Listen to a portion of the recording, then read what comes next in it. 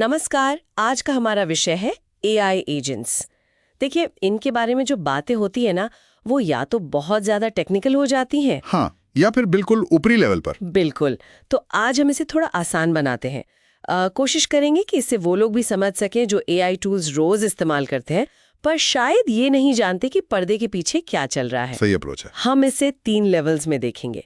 पहला, large language models यानी LLMs, जैसे अपना चैट जीपीटी। दूसरा, एआई वर्कफ्लोज। और फिर तीसरा, एआई एजेंट्स। और हाँ, असली दुनिया के उदाहरण भी लेंगे। बढ़िया। तो चलें, लेवल 1 से शुरू करते हैं। एलएलएम्स, ये नाम तो सबने सुने ही होंगे। Chat GPT, Google Gemini, Claude, ये सब एलएलएम्स पर ही बने हैं। हाँ, ये टेक्स्ट लिखने एडिट करने में कमाल के हैं। जैसे मान लीजिए मुझे कॉफी चैट के लिए एक ईमेल लिखवाना है। मैंने चैट जीपीटी को प्रॉम्प्ट दिया, वो मेरा इनपुट हुआ। और जो ईमेल उसने लिख कर दिया वो आउटपुट सीधा सा है। एकदम। लेकिन यहाँ एक पेंच है ना? बिल्कुल, और ये समझना जरूरी है। देखिए, इन एलएलएम्स की अपनी सीमाएं हैं। दो मुख्य बातें। बताइए। पहली, इन्हें आपकी निजी जानकारी नहीं पता, जैसे आपका कैलेंडर या आपकी कंपनी का कोई अंदरूनी डेटा। अच्छा, हाँ, ये तो है। और दूसरी बात, ये पैसिव होते हैं, मतलब ये खुद से कुछ नहीं करते, बस हमारे प्रॉम्प्ट का इंतजार करते रहते हैं। तो ये खुद से कोई एक्शन नहीं लेते और इन्हें बाहरी दुनिया की, मतलब मेरे कैलेंडर जैसी चीजों की जानकारी नहीं। तो फिर आता है लेवल 2। यहीं से एआई वर्कफ्लोज की कहानी शुरू होती है। अच्छा, तो वर्कफ्लो क्या है? सोचिए, अगर हम एलएलएम को एक तरह का निर्देश दें, एक सेट रूल। जैसे देखो, जब भी कोई पर्सनल इवेंट के बारे में पूछे तो जवाब देने से पहले गूगल कैलेंडर चेक करना। समझ गई। मतलब हमने उसे एक टूल, कैलेंडर, इस्तेमाल करना सिखा दिया एक खास काम के लिए। बिल्कुल। तो अब अगर आप पूछेंगी कि कॉफी चैट कब है, तो वो कैलेंडर देखकर बता देगा। मान लीजिए कल वो पहर 2 बजे। लेकिन अगर मैं पूछूं और कल मौसम कैसा रहेगा, तो वो अटक जाएगा। क्यों? क्योंकि हमने उसे सिर्फ कैलेंडर देखना सिखाया था, मौसम की जानकारी के लिए तो कोई निर्देश दिया ही नहीं। अच्छा। यही एआई वर्कफ्लो की पहचान है। वो बस उसी रास्ते पर चलता है जो इंसान ने पहले से तय कर दिया है। इसे कंट्रोल लॉजिक भी कहते हैं। मतलब रास्ता फिक्स है। हाँ, रास्ता फिक्स है। हाँ। आप बेशक उसमें और स्टेप्स जोड़ सकते हैं, जैसे मौसम के लिए कोई एपीआई जोड़ दें या टेक्स्ट टू ऑडियो मॉडल लगा दें, पर जब तक फैसले लेने वाला इंसान है, वो सिर्फ एक वर्कफ्लो ही है। आजकल एक टर्म बहुत सुनने में आता है, RAG, रिट्रीवल ऑगमेंटेड जनरेशन। क्या वो यही है? हाँ, काफी हद तक।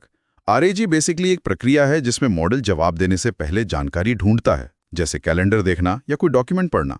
तो ये भी एआई वर्कफ्लो का ही एक प्रकार समझिए, एक तयशुदा काम करने का तरीका। मैं make.com यूज कर रही हूँ। हाँ। स्टेप 1, मैं गूगल शीट में कुछ न्यूज आर्टिकल्स के लिंक डालती हूँ। स्टेप 2, परप्लेक्सिटी को बोलती हूँ कि इन्हें समराइज करो। स्टेप 3, क्लोड को बोलती हूँ कि इन समरी से लिंक्डइन या इंस्टाग्राम पोस्ट बनाओ। ठीक है, ये एक वर्कफ्लो बन गया। और स्टेप 4, इसे शेड्यूल कर दिया कि रोज सुबह 8 बजे चले। हाँ, ये एक ऑटोमेटेड वर्कफ्लो है। लेकिन ध्यान दीजिए, अगर आपको क्लॉड का बनाया पोस्ट पसंद नहीं आया, मान लीजिए वो बहुत फॉर्मल है, तो मुझे खुद जाकर प्रॉम्प्ट बदलना पड़ेगा। बिल्कुल। यानी जो सुधार का काम है, जो इटरेशन है, वो कौन कर रहा है? इंसान, मैं। सही। अब यूं से लेवल 3 की बात शुरू होती है, एआई एजेंट्स। तो एआई एजेंट्स में क्या अलग है? क्या वो खुद ही प्रॉम्प्ट बदल सकता है? एग्जैक्टली, यही सबसे बड़ा बदलाव है। वर्कफ्लो में फैसला इंसान ले रहा था, एजेंट में फैसला लेने वाला एलएलएम खुद बन जाता है। अरे वाह। एआई एजेंट के आप कह सकते हैं 2 मुख्य काम होते हैं। हाँ। पहला, रीजन करना, यानी सोचना, तर्क करना कि जो लक्ष्य दिया गया है उसे पाने का सबसे अच्छा तरीका क्या है। जैसे आर्टिकल्स को कैसे इकट्ठा करूं, कैसे समराइज करूं, पोस्ट कैसे बनाऊं। हाँ, और दूसरा काम है एक्ट करना। हाँ। यानी जो सोचा है उसे करने के लिए सही टूल्स का इस्तेमाल करना, जैसे खुद ही तय करना कि लिंक इकट्ठा करने के लिए वर्ड ठीक रहेगा या गूगल शीट। रीजन और एक्ट। अच्छा, इसीलिए वो रिएक्ट फ्रेमवर्क की बात होती है। एकदम सही।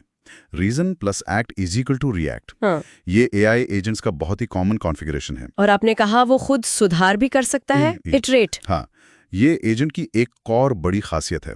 जैसे पिछले उदाहरण में आपको प्रॉम्प्ट बदलना पड़ रहा था, एजेंट ये काम ऑटोनोमसली, मतलब अपने आप कर सकता है। वो शायद एक और एलएलएम को इस्तेमाल करे, सिर्फ अपने आउटपुट को क्रिटिक करने के लिए, और तब तक सुधार करता रहे जब तक वो क्वालिटी स्टैंडर्ड तक ना पहुंच जाए। कमाल है। यानी वो सोचता है, काम करता है और अपने काम को बेहतर भी बनाता है, सब खुद से। जी हाँ। इसका कोई उदाहरण है क्या असल दुनिया में? हाँ, एक काफी अच्छा डेमो एंड्रू एनजी ने दिखाया था, एक एआई विजन एजेंट का। अच्छा। उसमें जब कोई यूजर स्कीयर जैसा कीवर्ड सर्च करता है स्की करने वाला। तो एजेंट पहले रीजन करता है, मतलब सोचता है कि स्कीयर कैसा दिखता होगा, बर्फ होगी, स्कीज होंगे, वो इंसान मूव कर रहा होगा। ठीक है।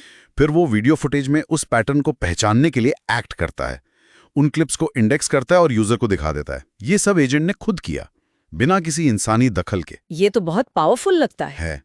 तो चलिए एक बार फटाफट समराइज करते हैं। लेवल 1 था LLM बस इनपुट लेता है, आउटपुट देता है। सही। लेवल 2 है AI वर्कफ्लो। यहाँ LLM बाहरी टूल्स इस्तेमाल कर सकता है, लेकिन चलता इंसान के बनाए रास्ते पर ही है। कंट्रोल लॉजिक इंसान का है। बिल्कुल। RAG भी इसी का एक प्रकार है। और फिर आता है लेवल 3 AI एजेंट। यहाँ LLM खुद फैसले लेता है, वो रीजन करता है, एक्ट करता है और जरूरत पड़े तो इटरेट भी करता है, सब ऑटोनॉमसली। एकदम सही कहा। और यहीं पर मुझे लगता है एक अहम सवाल उठता है। क्या? जब AI इस लेवल पर पहुंच जाता है कि वो खुद सोचे, खुद काम करे, खुद फैसले ले, ऑटोनॉमसली, तो हमारे रोजमर्रा के जीवन पर, हमारे काम करने के तरीकों पर इसके कितने गहरे और शायद दूरगामी असर हो सकते हैं, ये सोचने वाली बात